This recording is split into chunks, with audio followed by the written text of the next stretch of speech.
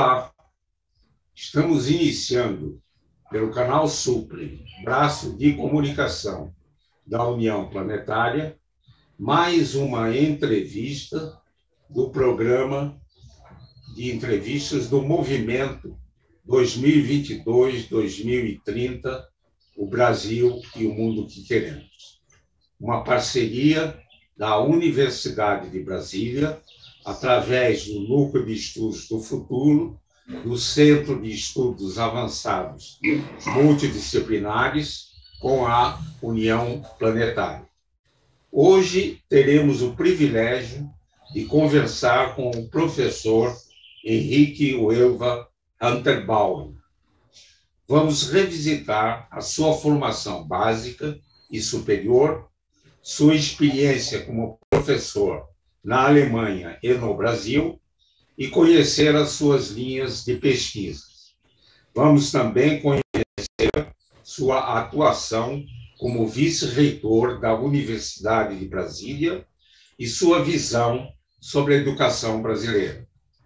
Muito obrigado, professor Henrique Uelva Hunterbauen, por ter aceito ao nosso convite.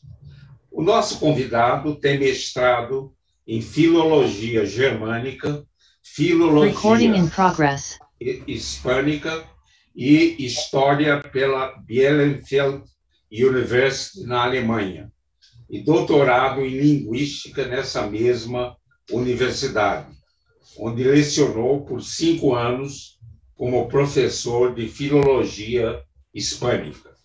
Está vinculado na Universidade de Brasília desde 2002, onde ocupou importantes cargos.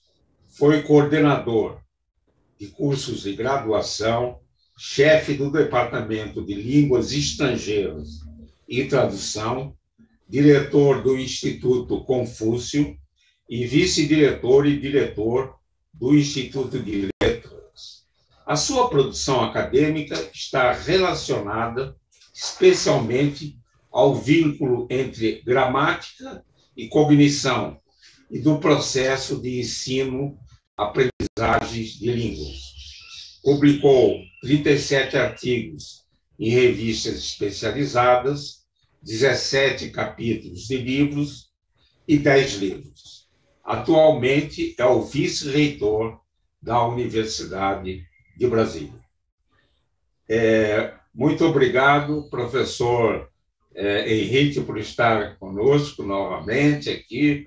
E na minha primeira indagação, pediria para revisitar a sua formação básica e superior e sua experiência como professor universitário na Alemanha.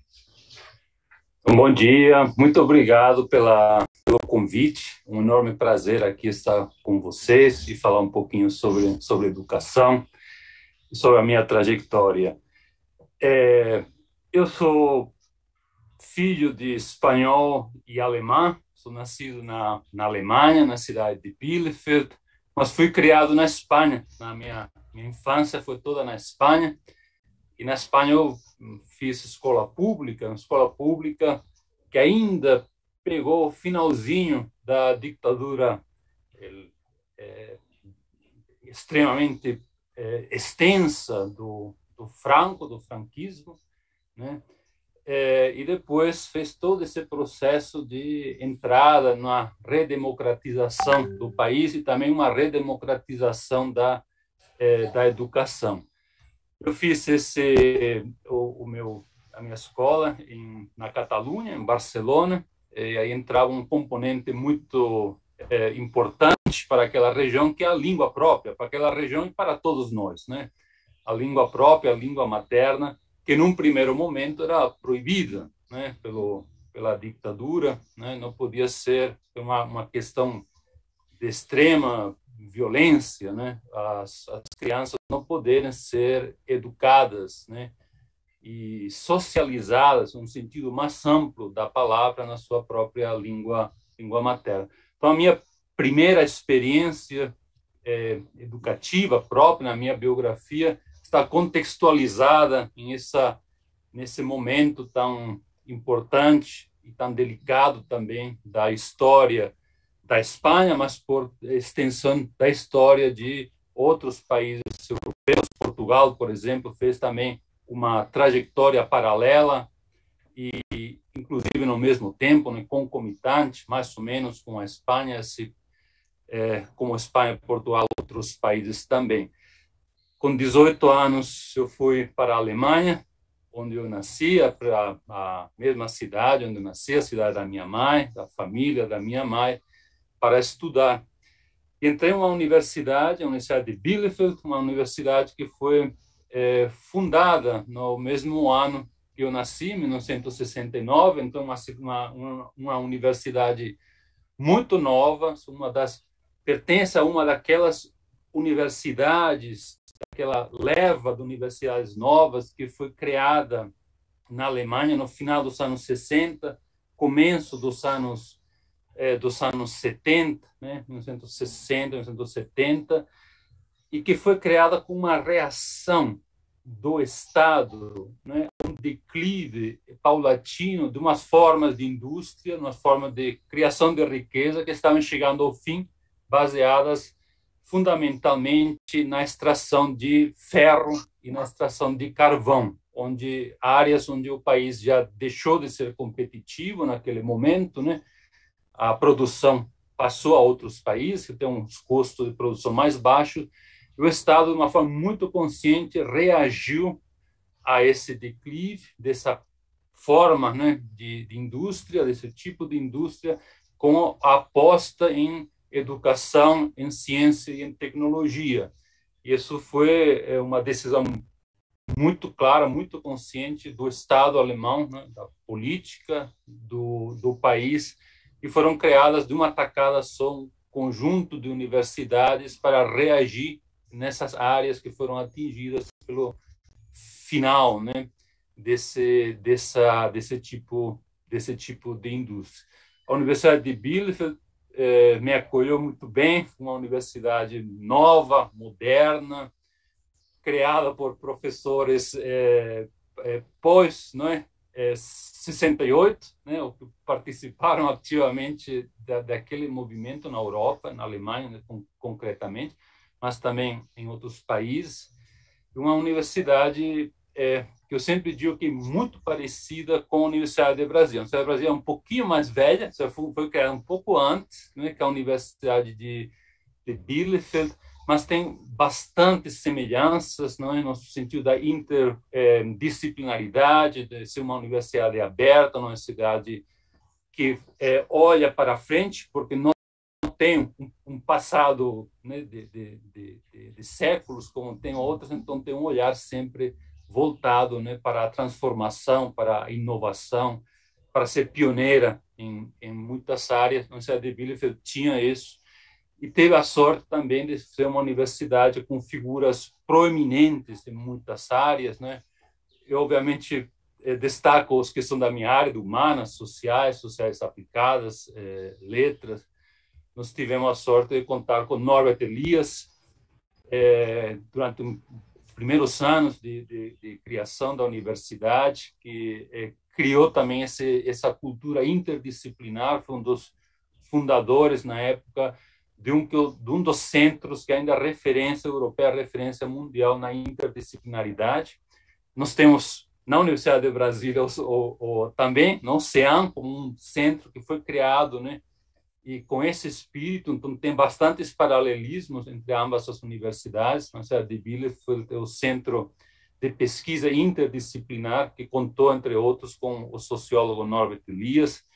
Destaco também o nome do Niklas Luhmann, né, do Koselleck na história, do Niklas Luhmann na sociologia, não sei, nomes de extrema importância na criação do pensamento moderno, né, da segunda metade do século XX e século XXI, né, no qual nós nos encontramos. Eu estudei filologia, era a minha área de maior interesse, filologia germânica, filologia românica, e história. Nós temos uma formação na graduação lá na universidade, ainda permanece assim, bastante ampla, se aglutina na graduação 3 áreas de formação, né? Obrigatoriamente, o estudante tem que escolher 3 áreas para a sua formação. No meu caso, foram 2 filologias e história. Fiz meu mestrado em literatura alemã, focado na obra de Günter Grass, um dos grandes autores da literatura alemã da pós-guerra, que refletiu bastante sobre esse processo da Segunda Guerra Mundial, do Holocausto, etc. Então, esse foi o meu foco no mestrado, e depois, no doutorado, passei novamente para a linguística, e o meu foco foi a linguística cognitiva, concretamente a gramática cognitiva, a área na qual ainda, ou desde lá, se converteu na minha principal área de atuação aqui também na Universidade de Brasília, como pesquisador. Na Brasília cheguei em julho de 2002, em meio de uma greve, ou no pós-greve, né? Fiz concurso e desde lá estou aqui na Universidade de Brasília. Professor Henrique, está desde 2002 na Universidade de Brasília, né? Poderia destacar alguns fatos que considera importante no ensino e pesquisa da linguística? Na minha área é a linguística cognitiva, né? Então é a relação entre linguagem, nossa faculdade linguística, né? Aquilo que nos torna seres humanos. Muitos pesquisadores apontam, né, capacidade linguística, ou seja, o uso de símbolos e combinações de símbolos, estruturas simbólicas para comunicar, né? Então, é dessa capacidade com o conjunto de outras capacidades que possui a mente humana, a cognição humana, né? E que, por exemplo, são próprias da capacidade matemática, da capacidade de raciocínio lógico, mas também da nossa percepção e nossa experiência sensomotora, nossa percepção e experiência como seres que estão no mundo. Então, a linguística cognitiva, ou concretamente a gramática cognitiva, tenta pesquisar que relação existe entre essa capacidade linguística que nos define, né, como define nossa condição humana, né, nossa condição como seres humanos, que nos diferenciamos não completamente, mas sim qualitativamente de outros seres vivos, né, de outros animais, esse conjunto de outras capacidades que possui a mente humana, né, em outras áreas de experiência, né, experiência da vida. Isso, grosso modo, seria, digamos, o conjunto de tarefas que tem o linguista, nesse caso concreto, o linguista cognitivo. Obviamente, a nossa função como linguista é descrever a língua, né, analisar a língua, e sempre com o objetivo final, né, digamos, embora nossas contribuições sejam mais ou menos diretas, de descrevê-la como essa capacidade do ser humano, né, como surgiu essa capacidade, como se define em diferentes âmbitos de pesquisa, âmbito cognitivo, âmbito neuronal, neurobiológico, mas também no âmbito social, né, como ferramenta indispensável para a comunicação, e logo também como ferramenta indispensável para a construção de sociedade. Isso é importantíssimo. Aí entra um componente social que é fundamental, que é a questão da inclusão comunicativa, ou seja, de tentarmos que ninguém esteja excluído de processos comunicativos que são a base da nossa sociedade. Nós temos muitos processos de exclusão, né? Quem não sabe ler está excluído, por exemplo, de muitos processos comunicativos importantes da sociedade, que tem apenas uma competência leitora baixa, né? O que comumente é chamado de analfabetismo funcional, está excluído também de muita participação em sociedade, e por aí vai. Então, nós precisamos agir, e isso é uma das funções dos linguistas também, criarmos contribuirmos, pelo menos, para superar esses elementos, né, de exclusão comunicativa, que eu começo, e se esse começo não é dado, o resto de exclusões sociais são quase inevitáveis. Senhor Henrique, atualmente está exercendo o seu segundo mandato como vice-reitor da Universidade de Brasília. Poderia destacar avanços na Universidade de Brasília e quais seriam as perspectivas para os próximos anos? Perfeito. Eu já entrei em 2002, né? Então já tenho uma trajetória que me permite uma certa análise retrospectiva e, a partir dela, também uma certa projeção, né, no futuro da universidade, né? Eu entrei na universidade, eu comparo aquela universidade de 2002 com a universidade de 20 anos depois, né? Praticamente, nós estamos já batendo na porta de 2022, espero que seja uma porta que nos leve a uma situação melhor, né? A gente supera a epidemia, né? A universidade se transformou bastante. Nossa universidade hoje tem mais a cara da sociedade. Isso é uma coisa que a gente constata de uma forma muito clara, não é? E muito evidente, especialmente dentre os discentes, dentro do corpo discente, né? Nós temos, através da política de cotas, né, que abriu a porta a muitos grupos que não tinham esse sonho, né, de entrar numa universidade pública. Então nós abrimos essa porta e eles têm hoje o direito de ter esse sonho, né, o direito de lutar também por esse sonho, né, que em muitos casos, por não perceber que tinham direito, o sonho sequer chegava a ser produzido. Então nós temos hoje uma universidade que tem mais a cara da sociedade de Brasília, do Distrito Federal e do Brasil. E com uma experiência, digamos, muito positiva desse processo, desse amplo processo de inclusão, tanto a nível de graduação quanto a nível de pós-graduação. Nós temos, obviamente, ainda muitas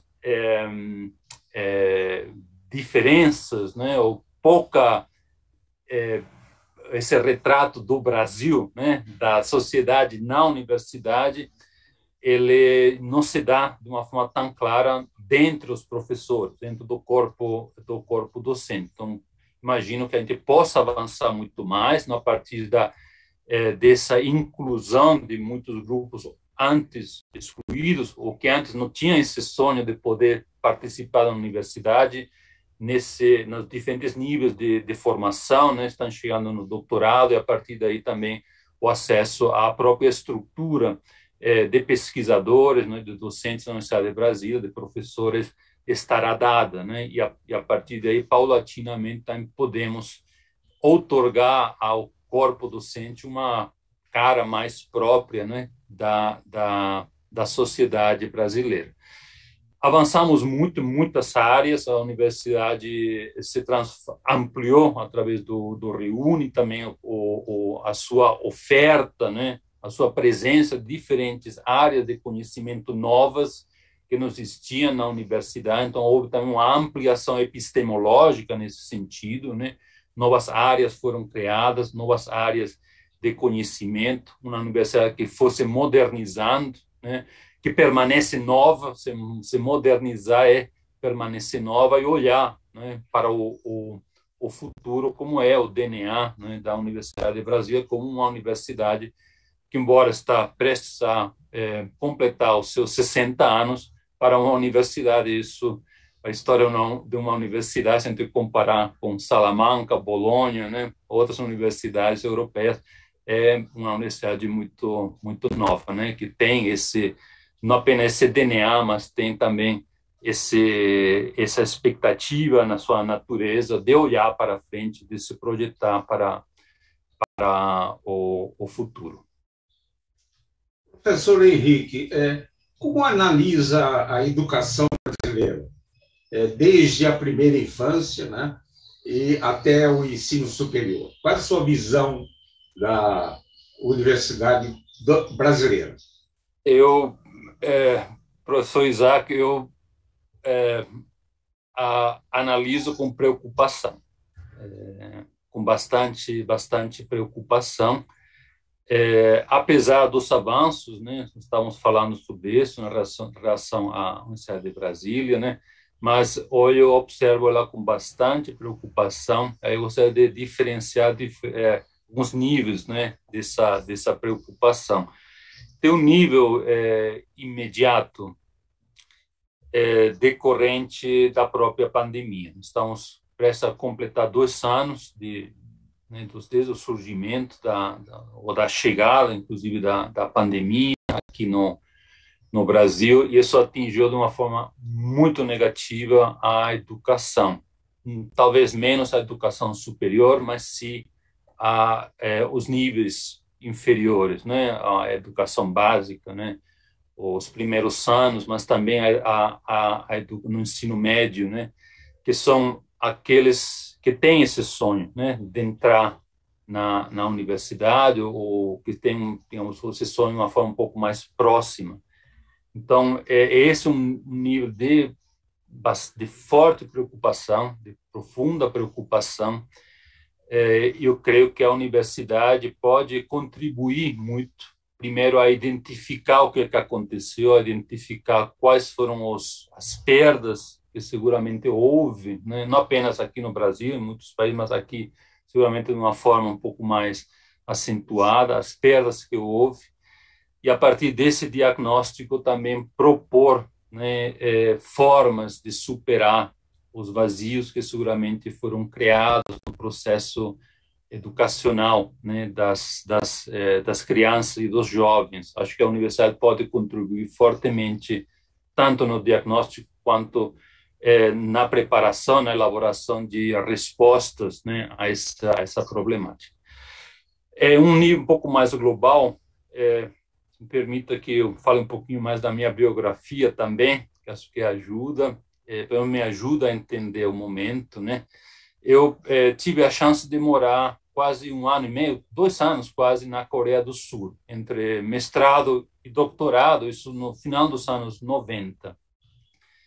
E o que surpreendia todos os estrangeiros que estavam lá naquele momento, não trabalhei em uma universidade basicamente composta por corpo docente estrangeiro, era o compromisso social, não apenas político, social, com a educação. Era uma coisa de um consenso global na sociedade, um consenso geral na política também, como uma verdadeira política de Estado, né? Um verdadeiro plano geral, plano nacional para a educação. A Coreia do Sul é um exemplo que é muito citado. Eu vivi esse processo lá internamente, de primeira mão. E realmente é algo que dava para ver, conversando com as pessoas, conversando com as famílias, conversando com os pais, mas também conversando com os estudantes, a preocupação geral que ia desde o nível individual até o último nível mais abstrato do Estado, de ter um compromisso com a educação e com a formação dos cidadãos.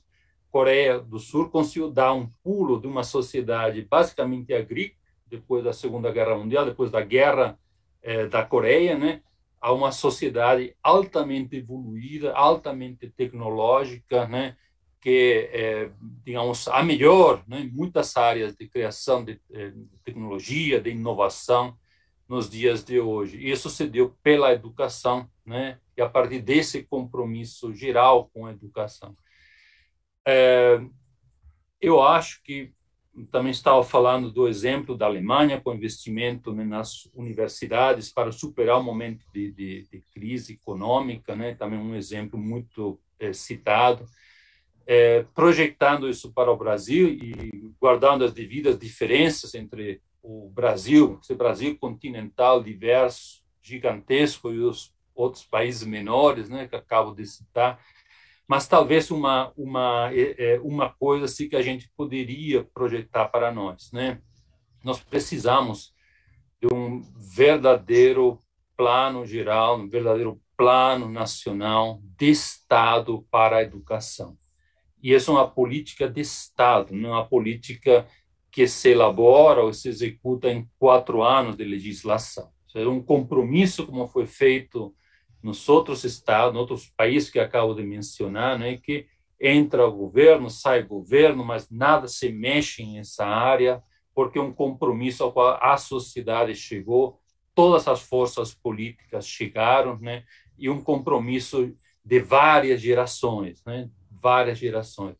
Os orçamentos para pesquisa são aprovados, volto ao exemplo da Alemanha, para 10 anos, para 15 anos, para 20 anos. Os projetos, por exemplo, de excelência das universidades, um projeto muito importante na Alemanha, de fomento a novas tecnologias, é um projeto que tem 20 anos já, praticamente, de existência. Então, as projeções são projeções que vão nessa dimensão, né, e que transcende, né, a mudança política do dia a dia, ou inclusive a mudança política nesse ritmo de 4 anos, né, de legislação. Então, o Brasil precisa disso, precisa de construir um compromisso geral, compromisso estável e robusto para a educação em todos os seus níveis. Isso, para mim, é fundamental, e aí inclui também, obviamente, um compromisso com a pesquisa, com a formação nas universidades, né,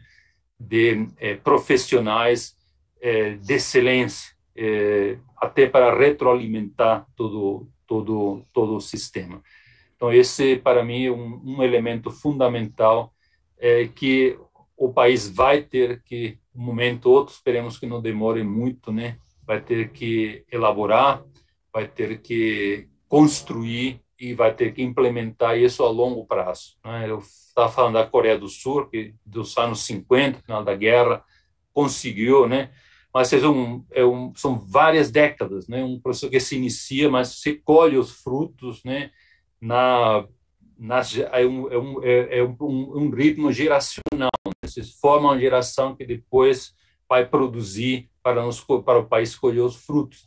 Se nós não começarmos, isso vai se postergando, né, no tempo, e nós vamos perdendo o bonde, né, como bem se diz, né? Então, isso é um elemento que causa bastante preocupação. A gente vê também na gestão universitária, no quanto que são voláteis os projetos. Alguns nascem, né, com essa temporalidade mais ampla, mas depois param pelo caminho, né?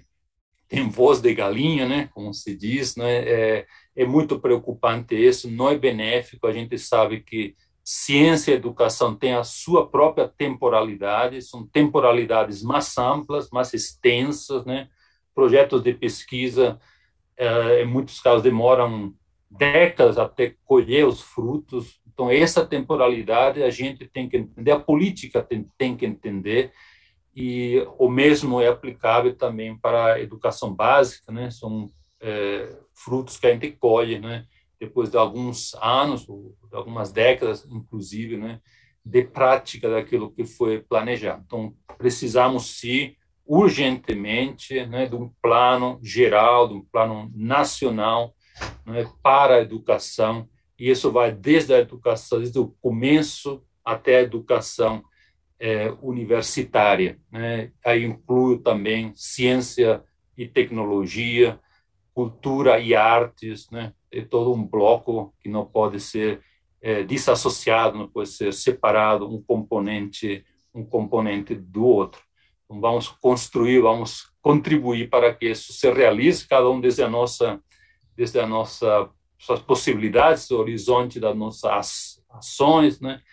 Mas tem que ser nesse sentido de um esforço geral e de um compromisso social, de um compromisso nacional, né? Entendo que nós estamos fazendo isso aqui hoje também, estamos contribuindo com enfim, nossas possibilidades. Professor Henrique, a sua visão holística, né? Eu interpreto quase como uma educação planetária, que teve a oportunidade de ter uma experiência na Espanha, depois a Alemanha, e também ele desconhecia na sua biografia essa estada Coreia do Sul e agora no Brasil, né? Quer dizer, são aspectos importantes, né? E principalmente na Coreia do Sul, que na época de guerra da Coreia, né? A gente usava o termo Coreia como favela, ele mora na Coreia, pobreza, etc. E como a educação fez essa transformação, né?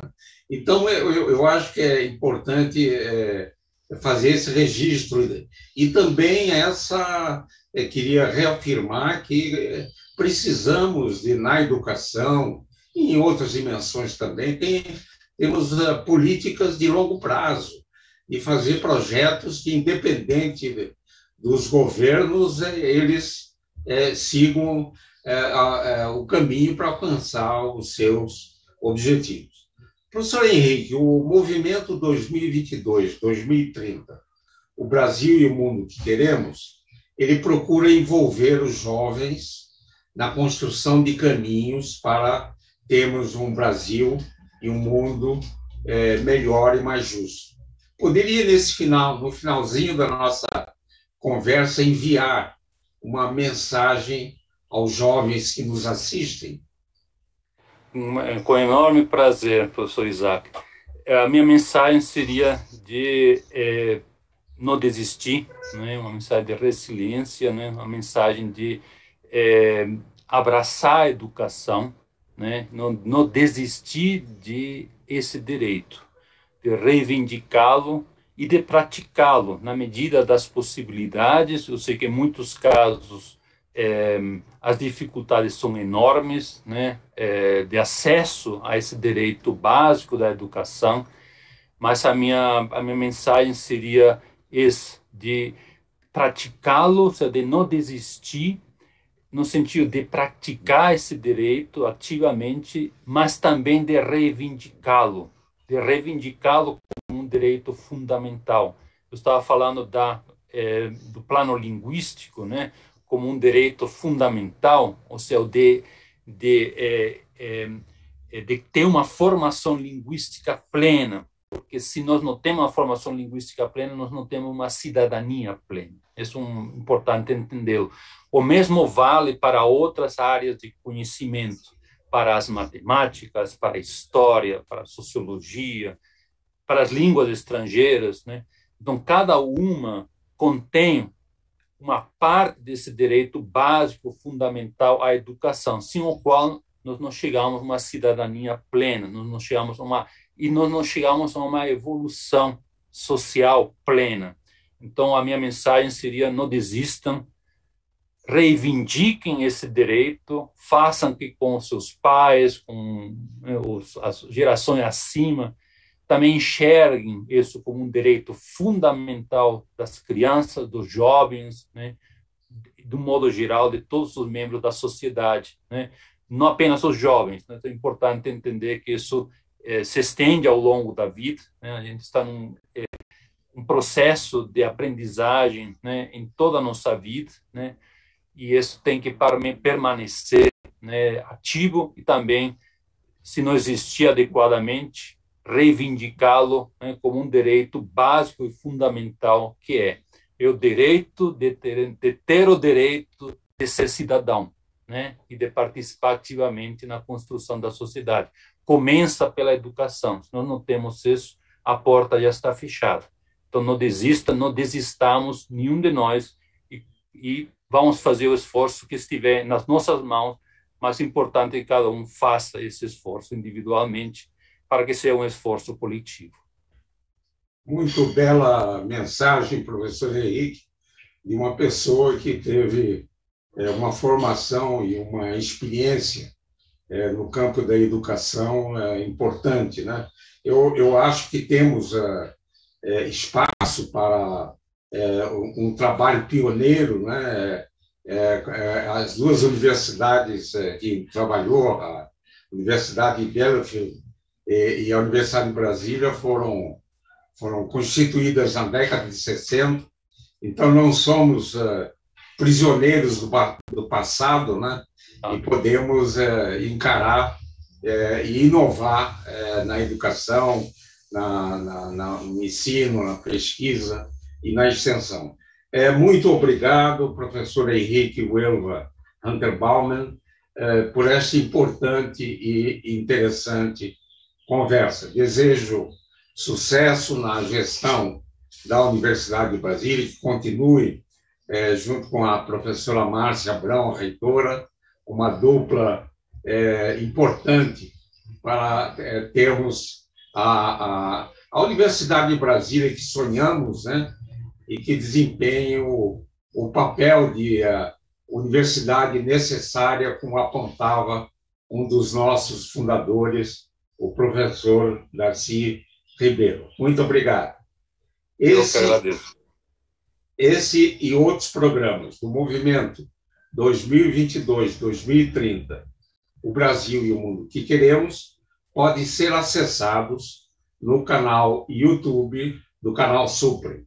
Gostaria de agradecer a atenção de todos e todas que estiverem conosco e voltaremos a nos encontrar em uma próxima oportunidade. Até lá!